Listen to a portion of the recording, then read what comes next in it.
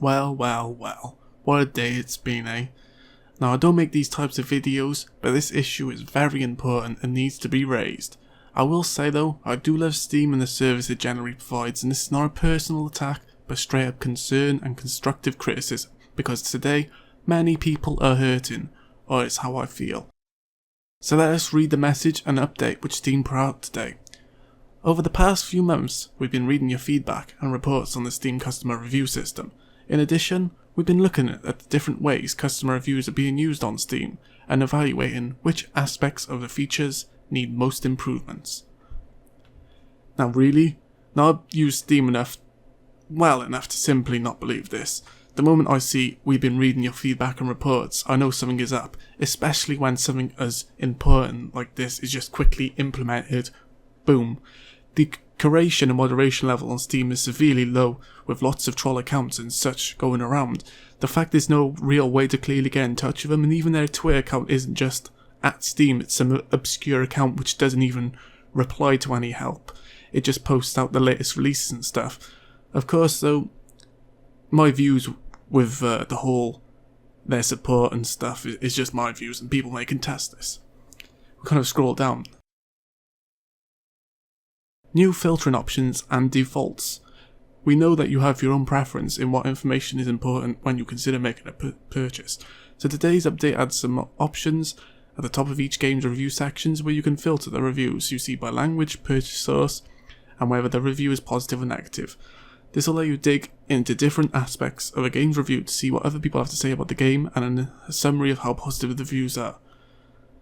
We are also changing the default review scores we show at the top of each project page and insert results to not include reviews written by users that obtained the product through a Steam key. Here's why. Now Steam tries to give some explanations, but we'll skip through these and briefly state what I think, because otherwise we'll be here for ages. The review score, which to be honest is now more skewed than ever towards Steam store purchasers. So they basically said it's important to them, but obviously, yeah.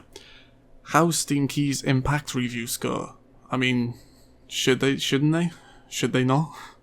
I mean, oh well, that's just me.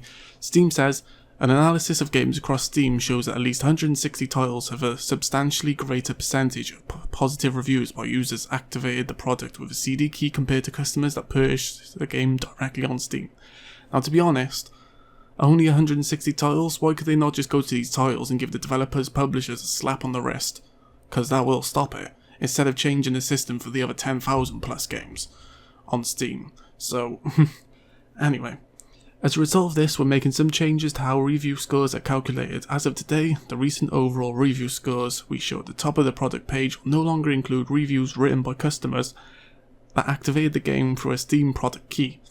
Customers that received the game from a source outside of Steam, e.g. via a giveaway site, purchased from another digital or retail store, or received for testing purposes from the developer, will still be able to write a review of the game on Steam to share their experience.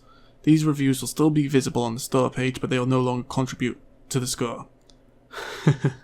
But they'll definitely be censored behind a tricky defaulted biased filter.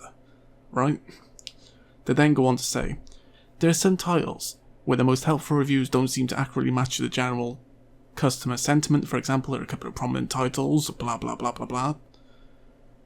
There are some titles where a small group of users are able to constantly mark specified reviews as helpful, and as a result can present a skewed perception of what customers are saying about the game. Okay. Some off-topic reviews get marked as helpful simply because they are funny. These don't appear to actually be helpful in determining whether you should buy the game, so we're working on ways to better detect and fill out these. Now, amen to the off-topic reviews, because I can't fucking stand those, right? I do my hardest to give a full review, an unbiased review, to only be knocked down to something like 10 out of 10 would bang again, or some effortless post. Well, now in fact I don't even get a say anywhere, I don't even get a review. And sometimes those reviews are actually quite funny, but still, fuck them, fuck those reviews. If you can even call them reviews. Oh boy.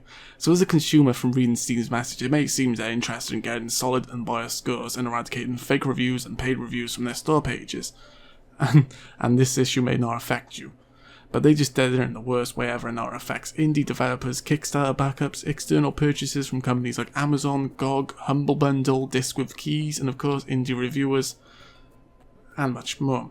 Someone in Steam thought it was a great idea to separate redeemed codes and Steam Store purchase scores, in fact to the point where redeemed codes scores aren't actually counted into the Steam review score at all, and their filtering system for reviews by default only views Steam Store's purchased reviews, completely trying to bury the key redeemed reviews away, because we know how many people would actually bother to change the key redeemed reviews, and look at those with an unbiased mind.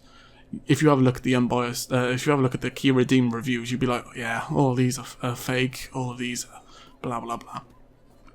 So anything which is a redeemable code is pretty much branded by Steam as more than likely an abused review / freebie code from developers. Of course, the majority of people don't realise people who use Green Men Gaming, GOG, certain key resellers like G2A and stuff, and Amazon are legitimate purchasers which get chucked under this, as well as Humble Bundle and anything else non-Steam purchase with the key redemptions. Even like Kickstarters, people who back the Kickstarters and get the key, they won't even get to say it, and they're pretty passionate people who really believe in the product to actually go and invest in it. And, if you invest in a title, you're probably more entitled to have a review. Well, they don't get reviews now, and they are really royally fucked. And the way the Steam worded this update, the majority of people which I viewed on the forums view key activations as freebie keys which were paid for because of how Steam worded it. I think that's fucking great. All I could see was the changes to Steam reviews is you can now tell who actually paid for the game and stuff along this line, which is just total bullshit and infuriating.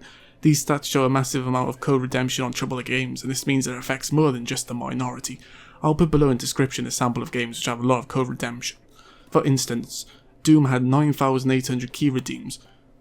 Yeah, we know that's not all review copies and free keys for reviews. Even all of my 65 reviews now are pretty much useless and not even relevant anymore. And in the bottom line, we know Steam just want you to purchase from the store and want to get more money from that. They could have easily left the filter to default all and let the user choose and have two scores, key activation score and Steam store score, and I would have been happy with that. But no, this way is wrong, and they've butchered a broken review system even more. If they really do listen to customers, we must rise up, share this out, tweet it, make some noise to get listened to, and for us to get a fair review system to all. Instead, it just seems Steam just went ahead with a butcher knife and carved up without any real research or giving any fucks. So please do feel free to share this video with any indie developers, indie reviewers, or anyone you feel would be strongly affected by this issue. We need to improve on this. I want Steam to be a better place, and I'm not just hating on Steam. So yeah, thanks again for listening. Feel free to like or dislike, comment, and subscribe. Thanks again all. Manikado, signing out.